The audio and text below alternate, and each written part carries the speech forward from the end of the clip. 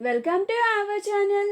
Brahmamudi serial next ఎపిసోడ్లో ఏం జరగబోతోందో ఈ వీడియోలో చూసి తెలుసుకుందాం. కావ్య మీకేమవుతుంది అని అడిగిన రాజ్ అసలేం జరిగింది అని తెలుసుకోవడానికి ఈ వీడియోని స్కిప్ చేయకుండా ఎండ్ వరకు చూసేయండి. అపర్ణ, ఇందిరాదేవులు ఇద్దరు కావ్య దగ్గరకు వచ్చి కావ్యని మందలిస్తూ ఉంటారు. కానీ కావ్య మాత్రం మీరు ఎన్నైనా చెప్పండి అత్తయ్య, ఎన్నైనా చెప్పండి అమ్మమ్మ, నేను మాత్రం ఆయనకి అస్సలు ఇష్టంగా ఉండేలాగా ఉండను, సహకరించను. ఆయనకే కాదు మీ ఎవ్వరికీ సహకరించను, మీరెవ్వరు చెప్పినట్లు అస్సలు వినను అని అంటుంది.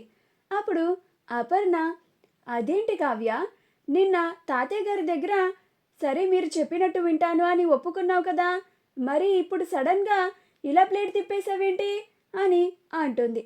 అప్పుడు కావ్య, అప్పుడు ఒప్పుకున్నాను అత్తయ్య, కానీ ఇప్పుడు నేను మీరు చెప్పినట్లుగా చేయలేకపోతున్నాను. ఆయన నా దగ్గరకు వచ్చి అలా ప్రేమగా నడుచుకుంటూ ఉంటే నేను ఆయన భార్యని అని ఎక్కడ బయటికి చెప్పేస్తానేమో అని నాకు భయంగా ఉంది.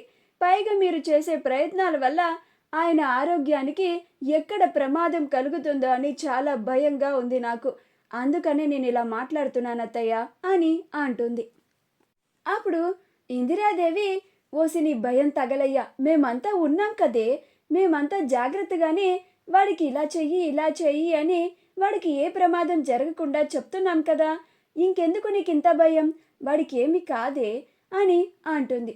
అప్పుడు కావ్య, లేదమ్మమ్మగారు, రిసార్ట్లో కూడా మేము గతాన్ని చూయించామంతే, ఆయనకి డైరెక్ట్గా చెప్పలేదు, ఆయనంతటా ఆయనే గుర్తు చేసుకోవాలని అలా ప్రయత్నించాము, అప్పుడే ఆయన హాస్పిటల్ పాలయ్యారు. ఇప్పుడు మనం చేసేది కూడా అలానే ఉంది కదా, ఇప్పుడు కూడా ఆయనకి ఏదన్నా ప్రమాదం జరిగితే ఈసారి తట్టుకోవడం నా వల్ల అస్సలు కాదమ్మమ్మ అని అంటుంది. అప్పుడు అపర్ణ, చూడండి అత్తయ్య, ఇక కావ్య కూడా మన మాట వినదు అని అంటుంది. అప్పుడు ఇందిరాదేవి, దాని మొహం, అది మనకి సపోర్ట్ చేసినా సపోర్ట్ చేయకపోయినా దానివల్ల మనకి పెద్ద ఉపయోగమే లేదులే, కానీ మనకి నా మనవడు ఉన్నాడు కదా, మనం వాడి వైపు నుంచి నరుక్కుంటూ వద్దాము, వాడిని మోటివేట్ చేస్తూ కావ్య దగ్గరికి పంపిద్దాము అని అంటుంది.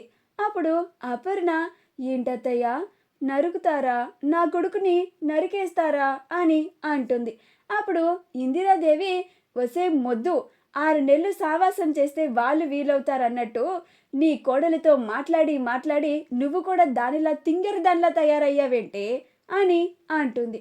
అప్పుడు అపర్ణ, అత్తయ్యా అని అంటుంది. అప్పుడు కావ్య, ఏంటమ్మమ్మగారు నన్ను తింగరదాన్ని అంటున్నారు అని అంటుంది. అప్పుడు ఇందిరాదేవి, మరి తింగరదానివి కాకపోతే ఇంకేమనాలే నిన్ను, నీ మొగుడు నీ దగ్గరికి వచ్చి నేను ప్రేమిస్తున్నాను అని అంటే సంతోషపడకుండా ఇలా భయపడుతున్నావేంటే అని అంటుంది. అప్పుడు కావ్య, నా భర్త ఆరోగ్య పరిస్థితిని దృష్టిలో పెట్టుకుని ఇలా ప్రవర్తించాల్సి వస్తుంది అమ్మమ్మగారు, మీరు దానికి కూడా నన్ను తిడితే ఎలా చెప్పండి, ఇలా తింగర్ దాన్ని అంటే ఎలా చెప్పండి అని అంటుంది. అప్పుడు ఇందిరాదేవి, మరి తింగర్ దానివి కాకపోతే ఏ భర్త అయినా ప్రేమగా దగ్గరికి వచ్చినప్పుడు ఏ భార్య అయినా అలా దూరం పెడుతుందా అని అంటుంది. అప్పుడు కావ్య, నా కారణం మీకు చెప్పాను కదా అమ్మమ్మ అని అంటుంది. అప్పుడు ఇందిరాదేవి, ఏంటి నీ కారణాలు ఏంటి, నేను చెప్తాను 100 కారణాలు, తీసుకెళ్ళి నీ కారణాలని చెత్తబుట్టలో పడే, ఇప్పటి నుంచి చెప్తున్నాను వినండి, ఇద్దరు అత్తాకోడళ్ళు నేను చెప్పినట్టుగానే నడుచుకోవాలి అని అంటుంది. అప్పుడు అపర్ణ, అత్తయ్య, నేను మీరు చెప్పినట్లుగానే వింటున్నాను కదా, నన్ను కూడా ఈ కావ్యతో జత కట్టేస్తున్నారేంటి అని అంటుంది. అప్పుడు ఇందిరాదేవి, నువ్వు కూడా ఈ తింగరి దానిలాగా మాట్లాడుతున్నావు కాబట్టే ఇద్దరికి కలిపి చెప్తున్నాను, నేను చెప్పినట్టుగా నడుచుకోండి, లేకపోతే పళ్ళు కాలు కొట్టేస్తాను, జాగ్రత్త అని అంటుంది. అప్పుడు అపర్ణ, అలాగే అత్తయ్య అని అంటుంది. అప్పుడు కావ్య, తప్పదా అమ్మమ్మగారు అని అంటుంది. అప్పుడు ఇందిరాదేవి, ఏ నా చేతుల మీదగా నీ పళ్ళని రాలగొట్టించుకోవాలని నీకంత ఆశగా ఉందా అని అంటుంది. అప్పుడు కావ్య, లేదమ్మమ్మ అని అంటుంది. అప్పుడు ఇందిరాదేవి, మరి సైలెంట్గా వాడు నీ దగ్గరికి వచ్చి ప్రేమగా మాట్లాడినప్పుడు నువ్వు కూడా వాడికి సహకరించు, వాడికి వాడంతట వాడే గతం గుర్తుకు తెచ్చుకునేలాగా చేయాలి. అంతేకాని ఇలా వాడు నీకోసం ప్రేమగా బహుమతిని తీసుకొని వస్తే ఇలా వాడి ముందే దాన్ని విసిరి కొట్టి వాడి మనసు నొచ్చుకునేలాగా చేసి వాడు కోపంగా బయటికి వెళ్ళిపోయేలాగా చేశావు అని అంటుంది. అప్పుడు కావ్య సారీ అమ్మమ్మ గారు అని అంటుంది. అప్పుడు ఇందిరాదేవి నేను ఎంత కష్టపడి ఆ డ్రెస్ని నీకోసం తీసుకొచ్చి వాడికి ఇచ్చానో తెలుసా అని అంటుంది. అప్పుడు కావ్య ఏంటమ్మమ్మ గారు ఆ డ్రెస్ని మీరు తీసుకొచ్చారా అని అంటుంది. అప్పుడు ఇందిరాదేవి నేను తీసుకురాకూడదా అని అంటుంది. అప్పుడు కావ్య తీసుకురావచ్చు, కాకపోతే అది మోడ్రన్ డ్రెస్ కదా, మీరు ఎలా తీసుకొచ్చారు అని నా డౌట్ అంతే అమ్మమ్మ గారు అని అంటుంది.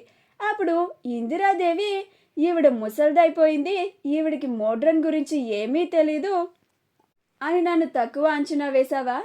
నేను కూడా అప్డేట్ అయ్యాను, ఈ మధ్య నేను కూడా ఓటీటీలో వెబ్ సిరీస్ని చూస్తున్నాను అని అంటుంది.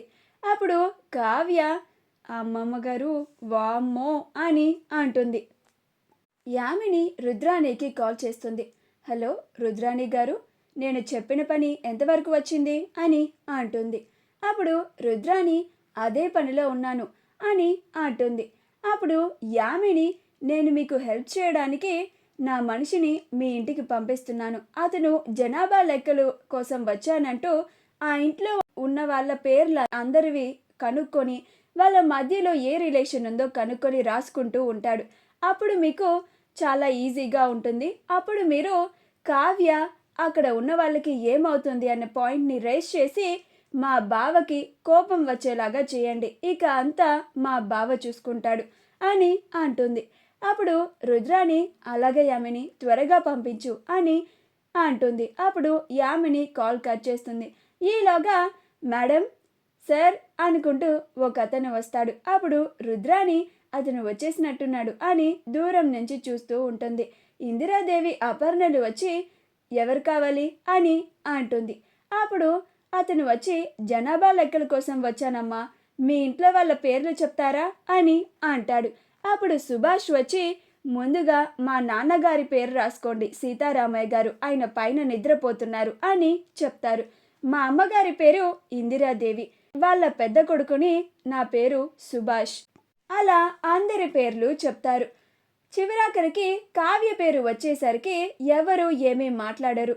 అప్పుడు అతను ఈవిడెవరు, ఈవిడ పేరేంటి, ఈవిడ మీ అందరికీ ఏమవుతుంది అని అడుగుతారు. అప్పుడు అపర్ణ ఏమి చెప్పాలో అర్థం కాక మౌనంగా ఉంటుంది. అప్పుడు రాజ్ అదేంటమ్మా అలా ఆలోచిస్తున్నారు, మొన్న మీరు నాకు చెప్పారు కదా కళావతి గారు మీకు కోడలవుతారని, అదే చెప్పండి అని అంటాడు. అప్పుడు అపర్ణ అంటే అది బాబు అని ఆలోచిస్తూ ఉంటుంది. అప్పుడు రాజ్ అదేంటమ్మా అంతలా ఆలోచిస్తున్నారు, కళావతి గారు మీకేమవుతారు అని అంటాడు. మా వీడియో కనుక మీకు నచ్చినట్లయితే లైక్ చేయండి, షేర్ చేయండి, మా ఛానల్ని సబ్స్క్రైబ్ చేసుకోండి, పక్కనే ఉన్న బెల్ ఐకాన్ని క్లిక్ చేయడం మాత్రం మర్చిపోకండి.